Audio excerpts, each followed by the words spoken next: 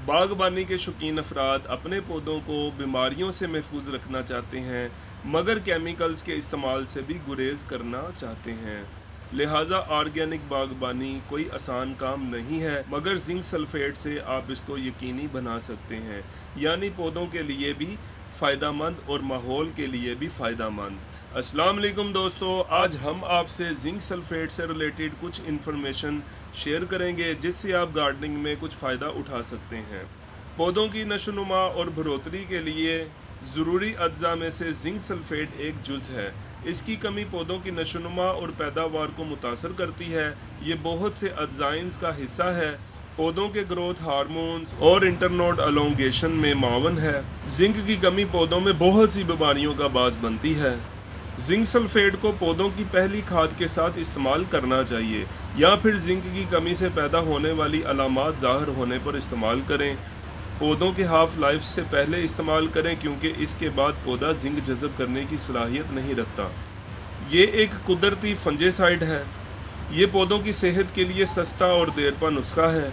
एक दफ़ा इस्तेमाल से इसके असरात 2 से 3 साल तक कायम रहते हैं। ये न सिर्फ पौधों के लिए बल्कि इंसानों के लिए भी मुफीद है। WHO के मुताबिक दुनिया के 30% आबादी में जिंक की कमी है, जो बाल गिरने, चेहरे के धब्बों और असाबी कमज़ोरी में ख़राबी का बास बनती है। क्योंकि हम इस वक्त होम गार्डनिंग से रिलेटेड इन्फॉर्मेशन दे रहे हैं और ये प्रोडक्ट भी होम गार्डनिंग से रिलेटेड है, लिहाजा इसको होम गार्डनिंग में ही यूज़ किया जाए। ये पानी में हल हो सकता है, लिहाजा पौधे इसे बआसानी जज़ब कर सकते हैं। जिंक पौधों में क्लोरोफिल की पैदावार में मुआवन है और पौधों में क्लोरोसिस यानी बेरंग करने वाली बीमारी का कुदरती इलाज है। ये अमूमन पत्तों की बुनियाद पर नमूदार होते हैं, जो तने के करीब होती है, फिर आहिस्ता आहिस्ता पूरे पत्तों पर फैल जाती है और नतीजतन पत्ते मर जाते हैं।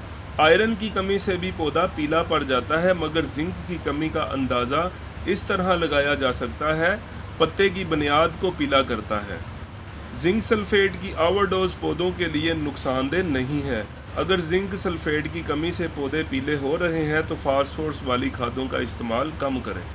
जिंक सल्फेट को पानी में हल कर फ्लड भी कर सकते हैं और पौधों के ऊपर भी स्प्रे कर सकते हैं। 5 लीटर पानी में 1 टेबलस्पून डालकर पौधों के पत्तों के ऊपर स्प्रे करें और इसको नीचे पानी में भी फ्लड कर सकते हैं। महीने में एक बार इसको इस्तेमाल कर सकते हैं। अगर आपको हमारा वीडियो पसंद आया है तो इसे लाइक, शेयर और कमेंट करें।